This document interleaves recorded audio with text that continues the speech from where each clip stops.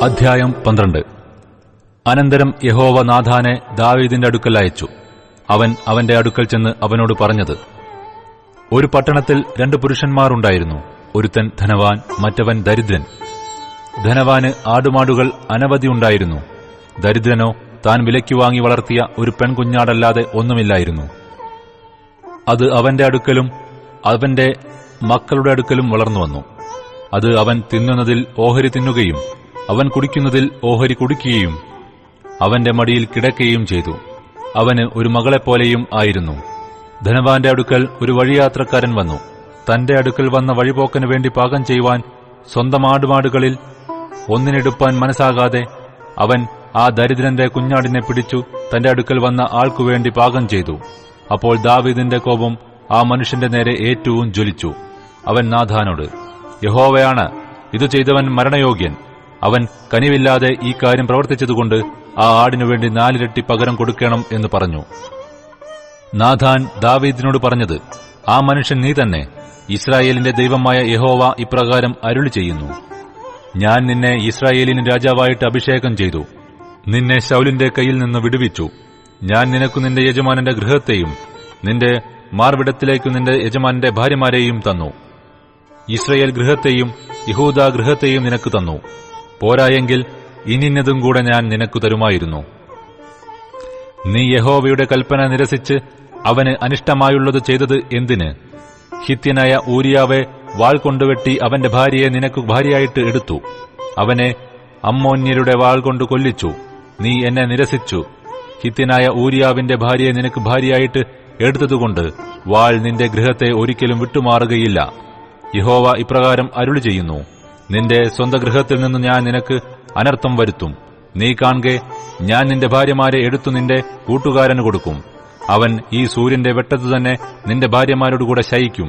നീ അത് രഹസ്യത്തിൽ ചെയ്തു. ഞാനോ ഈ കാര്യം ഇസ്രായേലൊക്കെയും കാൺകെ സൂര്യന്റെ വെട്ടത്തു തന്നെ നടത്തും. ദാവീദ് നാഥാനോട്: ഞാൻ യഹോവയോട് പാപം ചെയ്തിരിക്കുന്നു എന്ന് പറഞ്ഞു. അതിന് നാഥാൻ ദാവീദിനോട്: യഹോവ നിന്റെ പാപം മോചിച്ചിരിക്കുന്നു. നീ മരിക്കയില്ല. എങ്കിലും നീ ഈ പ്രവൃത്തിയിൽ യഹോവയുടെ ശത്രുക്കൾ ദൂഷണം പറവാൻ ഹേതുണ്ടാക്കിയതുകൊണ്ട് നിനക്ക് ജനിച്ചിട്ടുള്ള കുഞ്ഞു മരിച്ചുപോകും എന്ന് പറഞ്ഞ് നാഥാൻ തന്റെ വീട്ടിലേക്ക് പോയി. ഊരിയാവിന്റെ ഭാര്യ ദാവീദിന് പ്രസവിച്ച കുഞ്ഞിനെ യഹോവ ബാധിച്ചു. അതിനു കഠിനരോഗം പിടിച്ചു. ദാവീദ് കുഞ്ഞിനു വേണ്ടി ദൈവത്തോട് അപേക്ഷിച്ചു. ദാവീദ് ഉപവസിക്കുകയും അകത്തു കടന്ന് രാത്രി മുഴുവനും നിലത്ത് കിടക്കുകയും ചെയ്തു. അവന്റെ ഗൃഹപ്രമാണികൾ അവനെ നിലത്തുനിന്ന് എഴുന്നേൽപ്പിപ്പാൻ ഉത്സാഹിച്ചുകൊണ്ട് അരികെ നിന്നു. എന്നാൽ അവന് മനസ്സായില്ല. അവരോടുകൂടെ ഭക്ഷണം കഴിച്ചതുമില്ല. എന്നാൽ 7-ാം ദിവസം കുഞ്ഞു മരിച്ചുപോയി.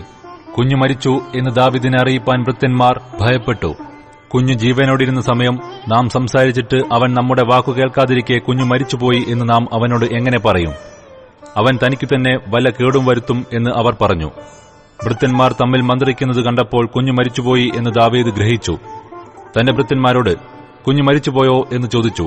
മരിച്ചുപോയി എന്ന് അവർ പറഞ്ഞു. ഉടനെ ദാവീദ് നിലത്തുനിന്ന് എഴുന്നേറ്റ് കുളിച്ച് തൈലം പൂശി വസ്ത്രം മാറി യഹോവയുടെ ആലയത്തിൽ ചെന്ന് നമസ്കരിച്ചു. അരമനയിൽ വന്നു. അവന്റെ കൽപ്പന പ്രകാരം അവർ ഭക്ഷണം അവന്റെ മുമ്പിൽ വെച്ചു. അവൻ ഭക്ഷിച്ചു. അവന്റെ ഭൃത്യന്മാർ അവനോട്: നീ ഈ ചെയ്തിരിക്കുന്നതെന്ത്? കുഞ്ഞു ജീവനോടിരുന്ന സമയം നീ അവനു വേണ്ടി ഉപവസിച്ചു കരഞ്ഞു. കുഞ്ഞു മരിച്ച ശേഷം നീ എഴുന്നേറ്റ് ഭക്ഷണം കഴിച്ചുവല്ലോ എന്ന് ചോദിച്ചു. അതിന് അവൻ: കുഞ്ഞു ജീവനോടിരുന്ന സമയം ഞാൻ ഉപവസിച്ചു കരഞ്ഞു. കുഞ്ഞു ജീവിച്ചിരിക്കേണ്ടതിന് ദൈവം എന്നോട് ദയ ചെയ്യുമോ ഇല്ലയോ? ആർക്കറിയാം എന്ന് ഞാൻ വിചാരിച്ചു. ഇപ്പോഴോ അവൻ മരിച്ചുപോയി. ഇനി ഞാൻ ഉപവസിക്കുന്നത് എന്തിന്? അവനെ മടക്കി വരുത്തുവാൻ എനിക്ക് കഴിയുമോ? ഞാൻ അവന്റെ അടുക്കലേക്ക് പോകയല്ലാതെ അവൻ എന്റെ അടുക്കലേക്ക് മടങ്ങി വരികയില്ലല്ലോ എന്ന് പറഞ്ഞു. പിന്നെ ദാവീദ് തന്റെ ഭാര്യയായ ബത്ത്ശേബയെ ആശ്വസിപ്പിച്ച് അവളുടെ അടുക്കൽ ചെന്ന് അവളോടുകൂടെ ശയിച്ചു. അവൾ ഒരു മകനെ പ്രസവിച്ചു. അവന് ശലോമോൻ എന്നു പേരിട്ടു. യഹോവ അവനെ സ്നേഹിച്ചു. അവൻ നാഥാൻ പ്രവാചകനെ നിയോഗിച്ചു. അവൻ യഹോവയുടെ പ്രീതി നിമിത്തം അവന് യെദീദ്യാവ് എന്ന് പേർ വിളിച്ചു. എന്നാൽ യോവാബ് അമ്മോന്യരുടെ രബ്ബായോട് പൊരുതി രാജനഗരം പിടിച്ചു. യോവാബ് ദാവീദിന്റെ അടുക്കൽ ദൂതന്മാരെ അയച്ചു: ഞാൻ രബ്ബായോട് പൊരുതി ജലനഗരം പിടിച്ചിരിക്കുന്നു. ആകയാൽ ഞാൻ നഗരം പിടിച്ചിട്ട് കീർത്തി എനിക്കാകാതിരിക്കേണ്ടതിന് നീ ശേഷം ജനത്തെ ഒരുമിച്ചുകൂട്ടി നഗരത്തിനു നേരെ പാളയമിറങ്ങി അതിനെ പിടിച്ചുകൊള്ളുക എന്ന് പറയിച്ചു. അങ്ങനെ ദാവീദ് ജനത്തെയൊക്കെയും ഒന്നിച്ചുകൂട്ടി രബ്ബായിലേക്ക് ചെന്ന് പടവെട്ടി അതിനെ പിടിച്ചു. അവൻ അവരുടെ രാജാവിന്റെ കിരീടം അവന്റെ തലയിൽ നിന്ന് എടുത്തു. അതിന്റെ തൂക്കം 1 താലന്ത് പൊന്ന്, അതിന്മേൽ രത്നം പതിച്ചിരുന്നു. അവർ അത് ദാവീദിന്റെ തലയിൽ വെച്ചു. അവൻ നഗരത്തിൽ നിന്ന് അനവധി കൊള്ളയും കൊണ്ടുപോന്നു. അവിടുത്തെ ജനത്തെയും അവൻ പുറത്തു കൊണ്ടുവന്ന് അവരെ ഈർച്ചവാളിനും മെതിവണ്ടിക്കും കോടാലിക്കും ആക്കി. അവരെക്കൊണ്ട് ഇഷ്ടികച്ചൂളയിലും വേല ചെയ്യിച്ചു. അമ്മോന്യരുടെ എല്ലാ പട്ടണങ്ങളോടും അവൻ അങ്ങനെ തന്നെ ചെയ്തു. പിന്നെ ദാവീദും സകല ജനവും യെരൂശലേമിലേക്ക് മടങ്ങിപ്പോന്നു.